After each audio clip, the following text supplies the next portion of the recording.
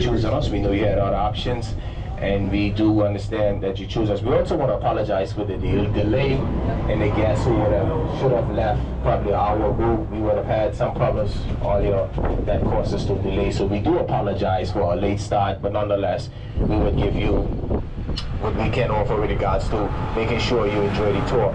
Here on the Turks and Caicos Islands, we are overseas territory to the British. Anybody know what that means? That simply means you're right on the wrong side of the road. The wrong side is the safe side. You have entrusted your life with me to take you on the wrong side and bring you back. And I didn't even drink no coffee today, so trust me, I sleepy. So nonetheless, I'll try my best to make sure that we all get back safe, okay? Also, we are a group of islands here in the Turks and Caicos Islands. We are not just one island, we are a group of islands separated by beautiful waters and the lakes. So we're gonna have an opportunity to ride across some of those waters. As soon as we get out here on the left outside, you're gonna be able to see golf cart rentals and the likes. These are business that are not allowed to do in the inside, so they set up here on the outside, okay? We have a special hub call here today. If you need to draw my attention for whatever reason, the hub call is let me hear you say sounds pretty good. So sit back, relax, ladies and gentlemen. We're going to be cruising at a small altitude of 15 to 20 knots. Winds are going to be coming out of your body. It's going to be a pretty cool one. We also have a special offer that we offer all guests on board. Normally from the Lighthouse, we put the windows in and turn the AC on, but that comes with conditions, because guess what? Ain't nothing in the world is free. So, if you want the ACs in the windows, you first have not be talking loud on the trim interrupting the driver where he can't hear because you talking one something and he trying to say something else. That's one of the key rules. The other two is timely manners. We have 2 time stops, a 20-minute and a 10-minute stop. If you're able to do what you're supposed to do with that regards, I would have no other choice but to put the windows in and turn the AC off. Is this going to be the first group that obey those rules and regulations? I have a guest behind me shaking his head. I don't know if he's saying no, yes, or maybe so.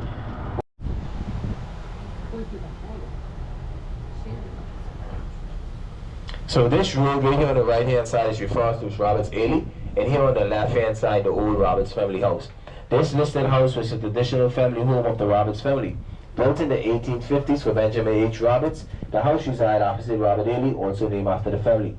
Mr. Roberts was a carpenter by trade and had the distinction of having built the old sea rock opposite Nova Scotia Bank.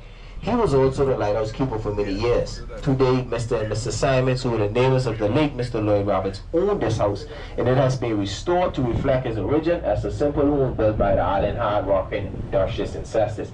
Now, those last words are key because most of these homes was built keeping in mind the hard-working industrious ancestors. We're going to be riding right through here. I'm going to show you guys my driving skills. As you can see, I'm a certified professional driver. Built in the 1800 to 1832 in the living memory, this house was a traditional family home of the Roberts of Mr. Alex Oswald and his wife Elaine Hawkins. Mr. Alex was one of the island Fort Moore local builders in the 1950s, and later he became the head of the Public Works Department. This house is now owned by 2 sisters as a guest house. And this is the sandbar here on the left-hand side, okay? And this is my friend right here, Sonny. We say Banks. That's my friend again in that car, Sonny. So here on the right-hand side is the Sorrento Inn. A Sorrento Inn also designed by Bermuda shipwreck Jonathan Glass. He lived in this house in the 19th century and beached the beachfront to build and repair lighters. Boats that ferry sold from the dock, ship anchored in deep water because there was no deep water harbor at the time. Mr. Willis, an Englishman who was the postmaster general, once lived here as well. The first people to run it as a hotel was American couple Christian Sue, who acquired it in the 1960s and called it the Sunset Manor. They also added the building on the north side of the main house. Mr. Douglas bought it and his wife Doreen bought it in 1972 and renamed it the Sorrento Inn. So guys, check this, right? Here on the left-hand side, this wood is kind of murky for us, right now because of the weather. But nonetheless, if you do agree that this wood is beautiful and the sand is nice and white, that's giving me more energy, trust me. All this water here on the left-hand side is considered Columbus National Park, ladies and gentlemen, which means by any one of the parks, you cannot be fished in by boat. If found fishing in any one of the national parks, you will be charged. And you have judges with high expectations. The expectations is that you present yourself right here. You want your eyelashes nice, your hair long, your high heels and the likes, and present yourself right here on the right-hand side to our jurisdictional system with regards to the magistrate, the main door. The middle door is the main one, and then the right one, the last one coming up is the Supreme. We're going to be coming up on one of these stops here again, and this is the Turks and mentioned here on the right-hand side. The Bermuda shipwreck Jonathan Glass erected this old charming building. It was the government's doctor's residence in Spence the early part of the 20th century. The last doctor who lived was an Irish doctor named O'Reilly, who was the first man of Grand Turk to own a motor car. In the latter part of the 19th century, the American consultant took occupancy, as much of the salt being exported from the Turks and Caicos Islands was going to America. In the 1960s, it was sold to the government for a hotel by Mr. Alex Oswald, who was adopted by Dr. and Mrs. O'Reilly when he was a young boy. Today, the name has been changed to the Turks and mentioned here on the right-hand side, and that's the taco bar on the left-hand side. This is our last stop right here, which is the old George Villas. Although the date when this residence built is unknown, it's estimated to date back to the 1830s. This house was the residence of George Fritz, son of Mr. B.C. Fritz, who hailed from the foremost salt family of salt bands of Grand Turk. George and his wife Ina had a shop that was located on the north side of the property going towards town. That was our last stop. This train is heading straight into the historical town area. Here on the left-hand side, this is a three-story, three-unit villa here by the name of the Flamingo Villas. Here on the left-hand side. Okay. Now, guys, we're gonna be coming up. I'm gonna be coming up. This one is pretty high today, but we're gonna be trying to give you guys a question. You have 5 chances as a team. I'm gonna give you a clue to get it right. Anybody get it right, I'll pay for your tour courtesy of my tips, okay? So here on the right-hand side is the float TCI, and the question is on the left-hand side. If you could see, ladies and gentlemen, that the water way out in the deep is kind of actually dark than the rest of it. So we want to know how deep is that dark blue water. I'm going to give you a clue. You have 5 chances. The clue is in the thousands, okay? So I want to know how deep you think that water is. It's in the thousands. You have 5 chances as a team. How deep do you think that water is? Come on now, wake up, wake up. How deep? Yeah, it's in the thousands. It's in the thousands. Not all of that drama. They're wrong. 10,000 wrong. What else? 5,000 wrong. So I'm giving 5,200 wrong. Now, it don't have the extras. It just have thousands. So leave all of that 200, 366. Leave that all that off. Now somebody cooking with gas. Who does say 7,000? You got a phone in your hand? Yes. You Google? I'm messing with you, man.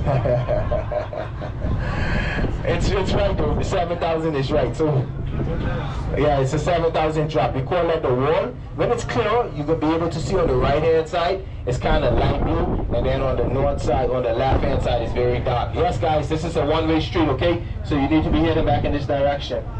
So this is the former post office. As you can see, this building is very old. As you can see here, it was built with limestone. So we're having problems with matching the modern day materials or something like that. And from the Peach building to this building here, all of these buildings was destroyed in 2017 by 2 hurricanes back to back named Irma and Maria. So it is safe to say that the Turks and Caicos Islands is geographically located in a hurricane zone. So from the months of June to November, we're exposed to hurricane warnings, hurricane watches, and the like. Okay? We're going to put to the side to let these guys speed up a little while we cruise. Okay, so we would have had 2 hurricanes back to back, Irma and Maria. So the Turks and Caicos Islands is geographically located in a hurricane zone. So from the months of June to November, we're experiencing hurricane warnings, hurricane watch, and the likes. Okay? And this here is the St. Mary's Pearl Cathedral, which was established in 1899. It has a broader church, was established in 1823. We're going to have an opportunity to check that one out as we head closer towards the town area. This is the Experience Turks and Caicos, and then also we're coming up here on the right-hand side is the Grand Turk Library. This is where the library is located, okay? So Mr. Roberts would have mentioned building in the front of Nova Scotia Bank. This is where Nova Scotia Bank was located. Nova Scotia Bank has a left Grand Turk, but it's still in the Turks and Caicos Islands, and it can be found in Providenciales. And the second wharf in the distance is the wharf that Mr. Roberts would have been referring to. And here on the right-hand side is the Carnival Welcome Center. It's the Carnival Welcome Center here on the right-hand side. So we're going to be coming to the time area, ladies and gentlemen. I want you to bear in mind this is not your typical type of time. So please don't expect no skyscrapers, no big buildings and the likes. This is a very quiet time where the locals hang out, come to try and get $1.50, because here in the Turks and Caicos Islands we depend heavily on the tourism sector.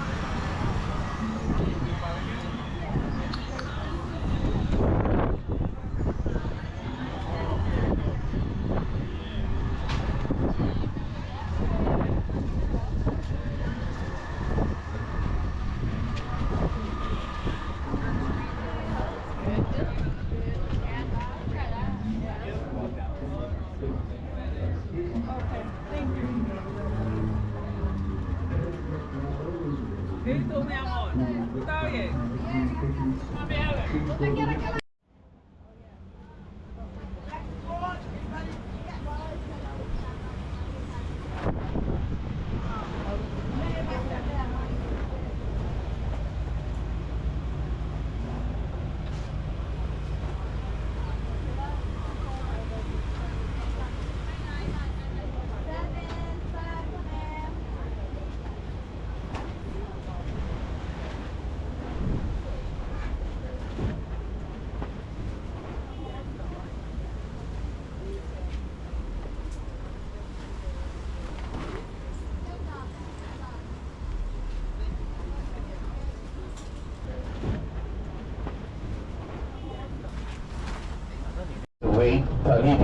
side to get on the road in order for us to continue. That's our mobile stoplights, guys. I think that one is jacked. We're looking for the arse now. So the Cuban Missile Crisis.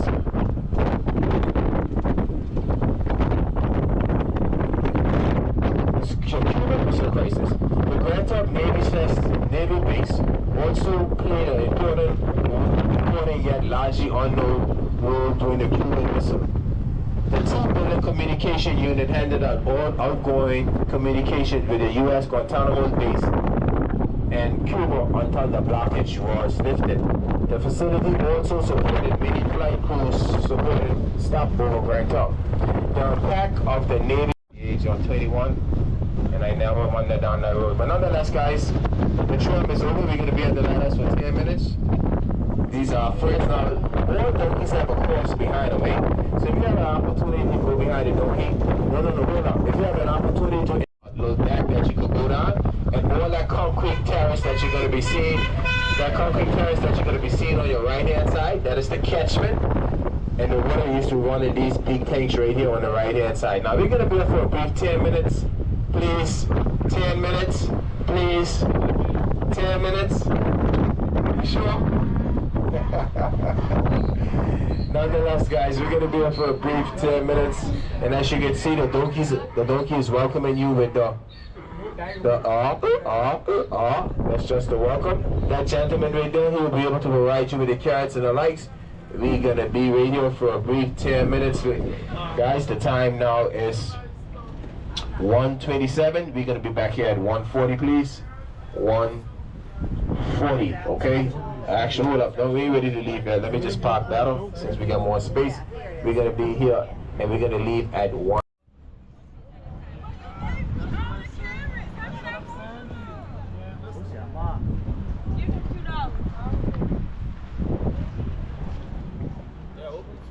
One piece at a time. All you guys do, don't stand to the back of them because they'll kick you. You walk down, he'll come with you. You walk, he'll come with you.